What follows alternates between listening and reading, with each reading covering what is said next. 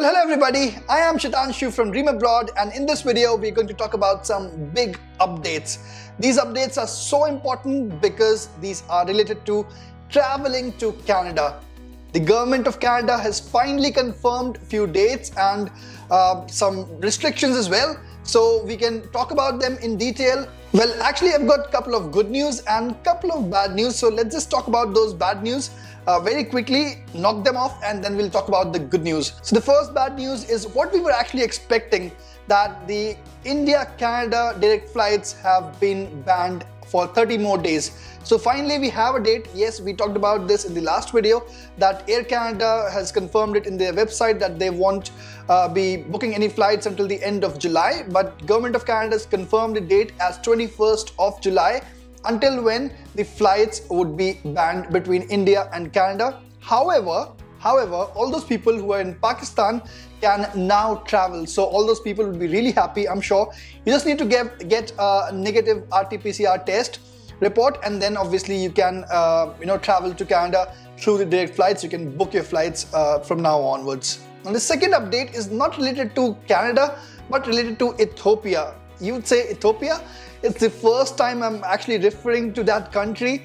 So why am I talking about this? Basically, all those people who were affected by this travel ban had an option to travel to Canada via a third country.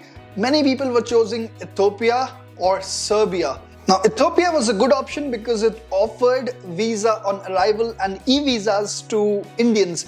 So many people were choosing that route, but Ethiopia has temporarily suspended its e-visas and visas on arrival effective 18th of June. So the date is gone past. So basically you would not be able to choose that option if you want to travel to Canada through Ethiopia. Okay, now the good news. All those people who have got a valid COPR can finally travel to Canada as of today. So if you've got a valid COPR, you can travel to Canada. All those people whose travel documentations or COPR might have expired, all those people, what to do? So for all those people, I'll take you to the official press release for that, and I'll also provide a link in the description box below as usual, so that you can also check it out. So here they've clearly mentioned that starting June 21st, any foreign national who holds a valid confirmation of permanent residence may travel to Canada. Under the previous rules, foreign nationals who held a valid COPR issued on or before March 18, 2020 were exempt from Canada's travel restrictions. Those who held a valid COPR issued after March 18th could only come to Canada if they met another exemption. Now, all those people who might have got an expired COPR or who have got a COPR that's expiring sometime soon, for them we finally have an update here. It's been said here that many applicants were not able to travel to Canada before their COPRs expired due to the travel restrictions or other COVID-19 related considerations. IRCC has been working with applicants who were already exempt from travel restrictions to reissue them a COPR for applicants with expired COPRs issued after March 18, 2020. More information on when and how to obtain a new COPR will soon be available on the IRCC's website. So there's more good news in this store. I'm pretty sure that all those people who have got an expired COPR or whose COPR is expiring sometime soon, who might not still be able to travel to Canada because of the India-Canada travel ban or any other reason, would be either contacted by IRCC themselves, or they can raise a web form and inform IRCC about it, and obviously IRCC is going to do something about it now. I know it's been a long wait. You guys got the COPR, you were not able to travel to Canada. Things have improved a lot here lately in Canada, and hopefully you should be able to travel to Canada sometime soon. It's summertime, we are waiting for you. The atmosphere is going to be great.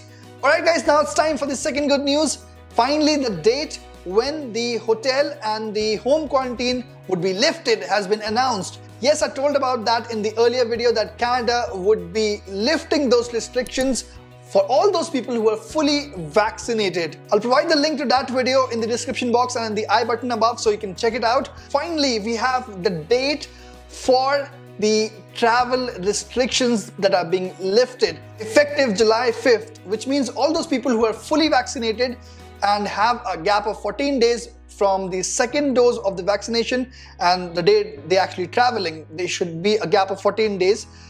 So in that case, you would not need to do the hotel and the home quarantine of rest pending 11 days. So that's the good news. Finally, the date is confirmed. It's July 5th. So this is the official press release. I'll provide the link in the description box below. If you want, you can check it out. Here they have clearly mentioned that the gap between the second dose and when you're flying should be at least 14 days. Also, they've mentioned those vaccines: Pfizer, Moderna, AstraZeneca and Johnson & Johnson. AstraZeneca is called Covishield in India, so it's confirmed. It's mentioned there that Covishield is approved. Also, it's very important that your vaccination certificate should be in English or French or translated in any of these languages. Something very important mentioned here, that fully vaccinated travelers must also be asymptomatic, have a paper or digital copy of their vaccination documentation, and provide COVID-19 related information electronically through ArriveCan app prior to arrival in Canada. They must still present a suitable quarantine plan just in case it's been decided that they are not exempt from the quarantine. So basically, ArriveCan app is very important. Before traveling, you have to update your quarantine plan just in case if you're not exempt from quarantine. If they decide at the border that no, you're not exempt, you'll have to follow that quarantine plan. And of course, you have to update your digital copy of your COVID-19 vaccination, both the vaccination certificates. So that is very important. And of course, you have to carry along with you that vaccination certificate that you have got the 2 doses of the approved vaccines. Now, some questions are still alive and some questions have been answered. It's been clearly mentioned now in the press release that all those people who are not fully vaccinated would still need to do the hotel quarantine and the 14-day home quarantine as well. Also, many people had questions about their children. Obviously, no one in the world below 12 years of age would have got the COVID-19 vaccine.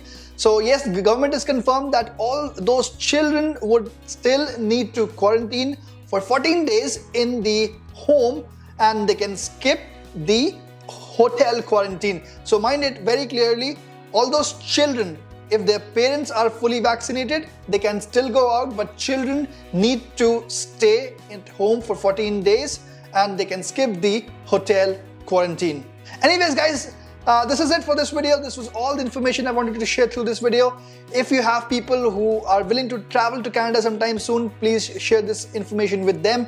I'm sure they would be very happy. And all those people who haven't subscribed to the channel yet, please go and click the subscribe button.